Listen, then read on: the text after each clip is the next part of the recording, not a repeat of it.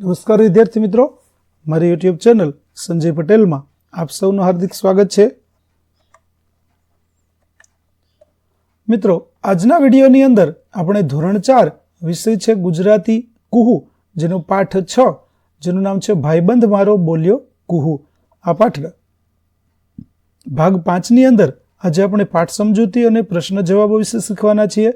વિદ્યાર્થી મિત્રો, જો તમે મારી ચેનલમાં નવા હોય તો મારી ચેનલને જરૂરથી સબસ્ક્રાઇબ કરો. વિડીયો સારો લાગે તો લાઇક કરો, શેર કરો અને બેલ નોટિફિકેશન ઓન કરો, જેથી મારા આગળના નવા વિડીયો પણ આપને મળતા રહે. તેમજ વિદ્યાર્થી મિત્રો, આ પાઠની પીડીએફ જોવા માટે પ્લે સ્ટોરમાં જઈ અમારી એપ્લિકેશન વિશ્વગુરુ STD 1-12 ગુજરાતી ડાઉનલોડ કરી તમારા મોબાઈલમાં ઇન્સ્ટોલ કરો. જે તમે શરૂ કરશો તો તમને આ પ્રકારે જોવા મળશે, જેમાં બધા ધોરણની અંદર ધોરણ બતાવશે, ધોરણ પસંદ કરશો એટલે વિષય બતાવશે, વિષય પસંદ કરશો એટલે પાઠનું નામ બતાવશે. જેમાં વિડીયો ઉપર ક્લિક કરશો તો વિડીયો જોવા મળશે અને PDF ઉપર ક્લિક કરશો તો તમને PDF જોવા મળશે. તો આશા રાખું છું અમારી એપ્લિકેશન આપ સૌને ગમશે, જરૂર ડાઉનલોડ કરજો. તો ચાલો મિત્રો, હવે શરૂ કરીએ પાઠ 6 ભાગ 5મો. બોધરાજની જેમ પક્ષીઓને ઓળખો અને તેમના વિશે લખો.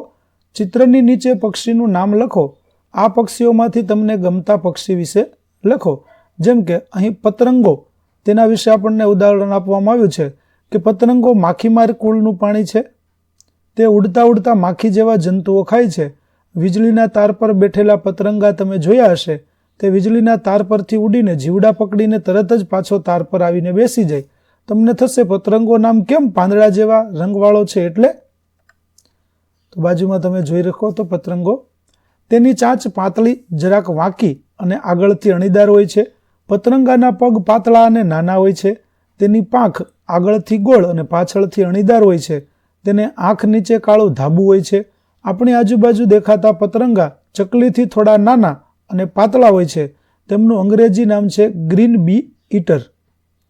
ત્યાર પછી હવે અહીં જે ચિત્રો આપેલા છે તે પક્ષીઓમાં જોઈએ તો પેલી છે કાબર, બીજું ગરુડ અને ત્રીજું છે ઘુવડ. આમાંથી આપણે ગરુડ વિશે જોઈએ તો ગરુડ એક મોટું શક્તિશાળી પક્ષી છે. ગરુડ પક્ષીઓનો રાજા કહેવાય છે. તેને મજબૂત પાંખો અને શક્તિશાળી પંજા હોય છે. તે પોતાનો માળો ઊંચા ઝાડ પર કે પર્વતની ટોચ પર બાંધે છે. તેને માળો સળીઓનો બનેલો હોય છે. તે સસલા, ખિસકોલી જેવા પ્રાણીઓનો શિકાર કરે છે. દૂરથી પોતાનો શિકાર જોઈ શકે તેવી તેની તીક્ષ્ણ દ્રષ્ટિ હોય છે. ગરુડ દુનિયાભરમાં બધે જોવા મળે છે. અંગ્રેજીમાં ગરુડને ઈગલ કહે છે. ત્યાર પછી વાક્યો વાંચી જુઓ. સાચા વાક્ય સામે ખરું કરો. તો પહેલામાં ખરું વાક્ય છે નાની બહેન ગાતી હતી. બીજામાં ખરું વાક્ય છે બધા બાળકોને ચકડોળમાં મજા પડી. ત્રીજામાં ખરું વાક્ય થશે લગ્નમાં ઘણા મહેમાન આવ્યા છે. અને ચોથામાં ખરું વાક્ય થશે બકરી બધા પાંદડા ખાઈ ગઈ. ત્યાર પછી વાક્યો મોટેથી વાંચો. જે ભૂલ હોય તે સુધારીને તમારી નોટબુકમાં લખો. ગાઢા અક્ષરે છાપેલ શબ્દ બદલવાનો નથી.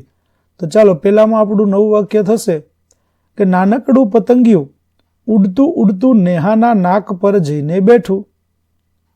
બીજું નવું વાક્ય થશે હું નિશાળે જવા નીકળી ત્યારે જ લૂચો વરસાદ પડ્યો.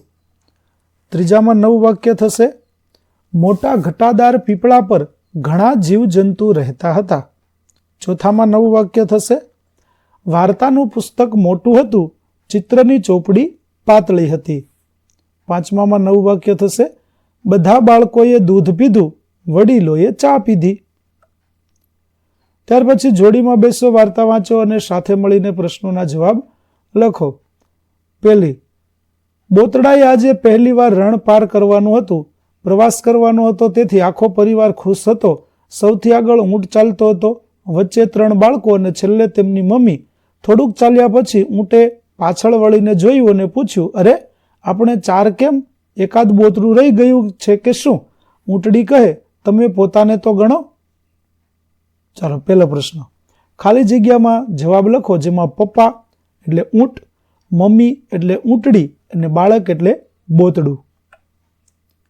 ત્યાર પછી બીજું, મદનિયાએ જોયું વાંદરો કૂદે, વાંદરી કૂદે, વાંદરુઈ કૂદે, હરણ હરણીને બધા હરણાઈ કૂદે, શિયાળવા કૂદે ને વાઘ સિંહ કૂદે, બસ એક પોતાનાથી નથી કૂદાતું.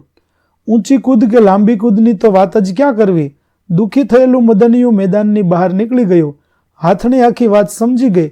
તેણે મદનિયા પાસે જઈને કહ્યું કે તું ગોળા ફેંક માટે કેમ નથી જતો બેટા, એમાં તો તારો જ નંબર આવશે. ચાલો હવે એમાંથી પ્રશ્ન જોઈએ, જેમાં પેલું મમ્મી તો વાંદરી, પપ્પા વાંદરો, તેનું બાળક તેને વાંદરું કહેવાય. તો વાંદરી, વાંદરો અને વાંદરું. એવી રીતે હરણી, મમ્મી, પપ્પા થશે હરણ અને બાળક થશે હરણું. તો હરણી, હરણ અને હરણું.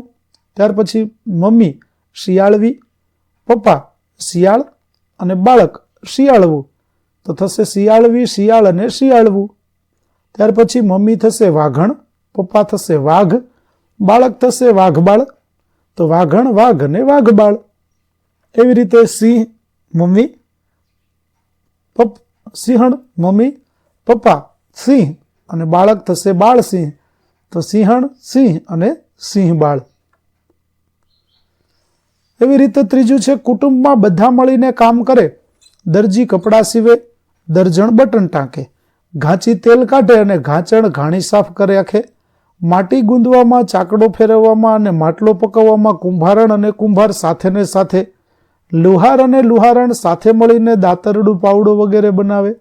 માળી ફૂલ છોડની સંભાળ રાખે અને માળળ ફૂલ ગૂંથી માળા, વેણી, હાર, ગુલદસ્તા બનાવે.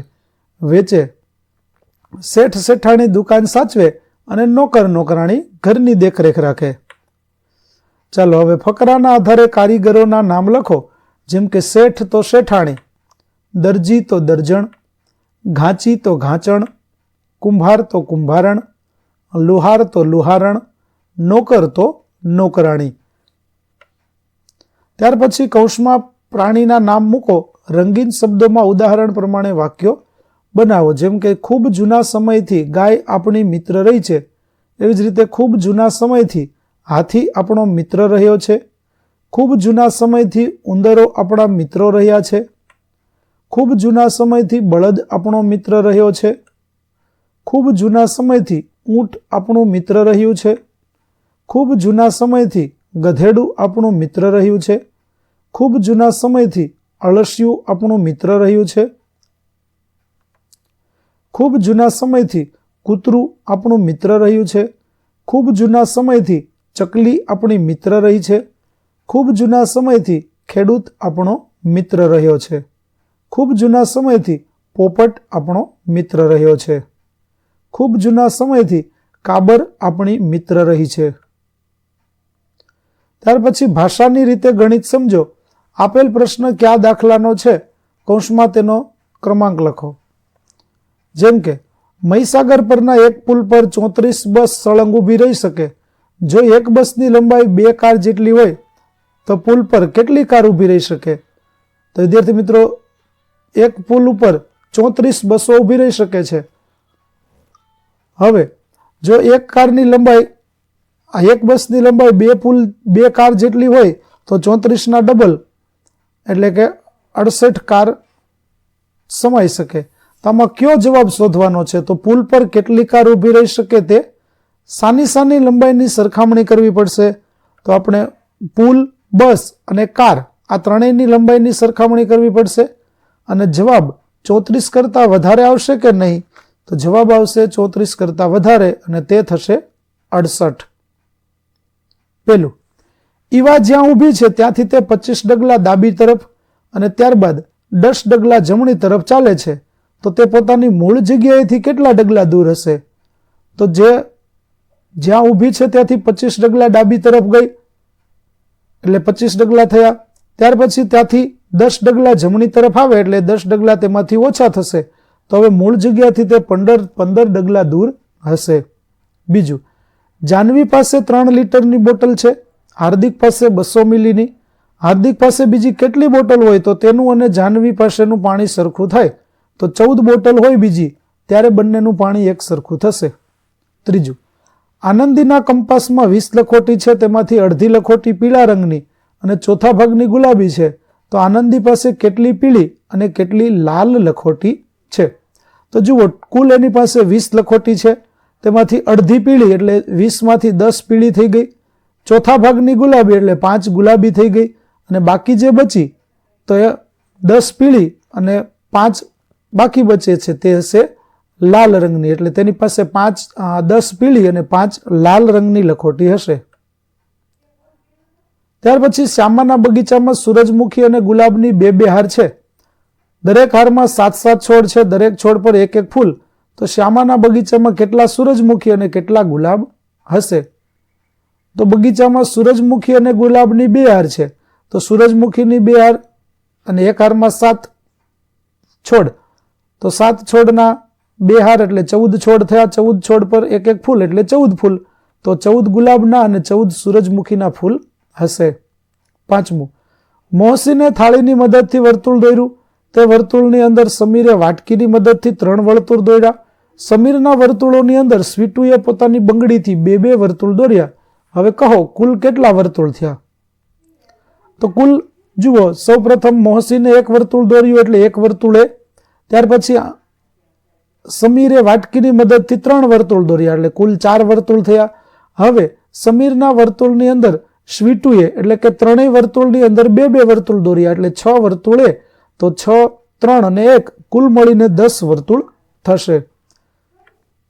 ચાલો હવે લખોટીના કેટલા ભાગ પાડવાના છે અને ક્યાં ક્યાં? તો 3 ભાગ પાડવાના છે. ઈવા કુલ કેટલા ડગલા ચાલશે? તો 35 ડગલા ચાલશે. અહીં પાણી માપવા માટે ક્યાં ક્યાં એકમ આપેલા છે? તો લીટર અને મિલીલીટર. ચોથા ભાગની એટલે કેટલી? તો કે 5. કેટલી વ્યક્તિ વર્તુળ દોરે છે? તો 3 વ્યક્તિ વર્તુળ દોરે છે. ત્યાર પછી બગીચામાં કેટલા પ્રકારના ફૂલ છે? તો 2 પ્રકારના, ગુલાબ અને સૂરજમુખીના. 10 ડગલા ભરશે ત્યારે તે મૂળ જગ્યા તરફ જશે કે દૂર જશે? તો તે મૂળ જગ્યા તરફ જશે. અત્યારે હાર્દિક પાસે કેટલું પાણી છે? તો 200 મિલી. 1 લીટર એટલે કેટલા મિલીલીટર? તો 1000 મિલીલીટર. 7 હારમાં કુલ કેટલા છોડ છે? તો 49, કેમ કે 1 હારમાં 7 છોડ, તો 7 × 7 = 49. ચાલો સૌથી વધારે વર્તુળ કોણે દોર્યા? તો તે સ્વીટુએ દોર્યા, તેણે 6 વર્તુળ દોર્યા હતા. 10ની બમણી એટલે કેટલી? તો 10ની બમણી એટલે 20. પહેલી વાર ડગલા ભરશે ત્યારે મૂળ જગ્યાથી દૂર જશે કે નજીક? તો દૂર જશે. કયા રંગની લખોટી આનંદીની લખોટી કરતા અડધી હશે? તો તે પીળા રંગની. અને સૌથી ઓછા વર્તુળ કોણે દોર્યા? તો તે મોહસીને માત્ર 1 જ વર્તુળ દોર્યું હતું. ત્યાર પછી લગભગ સરખા. તો વિચિત્ર એટલે ના ગમે તેવા વર્તન કે દેખાવવાળું. ભેદવું એટલે તોડવું, આરપાર જવું. ગાભું એટલે નકામું કપડું કે ચીથરું. ચૂથવું એટલે ભેદી નાખવું, બગાડી નાખવું. હળવે એટલે ખૂબ ધીમેથી. અને અવનવું એટલે નવી જાતનું. ત્યાર પછી હસો. છગનલાલ, તમે ઘરે મધપુડા કેમ ઉછોરો છો? ફક્ત મધ મળે એટલે? મગનલાલ, મધ તો મળે જ, પણ મહેમાન પણ ઓછા આવે, કારણ કે મધમાખી કરડે એટલા માટે. તો વિદ્યાર્થી મિત્રો, અહીં આપણો પાઠ 6 નો ભાગ 5 છે તે પૂરો થાય છે. આગળના ભાગનો વિડીયો મેળવવા મારી ચેનલને જરૂરથી સબસ્ક્રાઈબ કરો. તેમજ PDF જોવા માટે પ્લે સ્ટોરમાંથી અમારી એપ્લિકેશન વિશ્વગુરુ STD 1-12 ગુજરાતી ડાઉનલોડ કરો. ફરી મળીશું આપણે નવા વિડીયો સાથે. ત્યાં સુધી આવજો.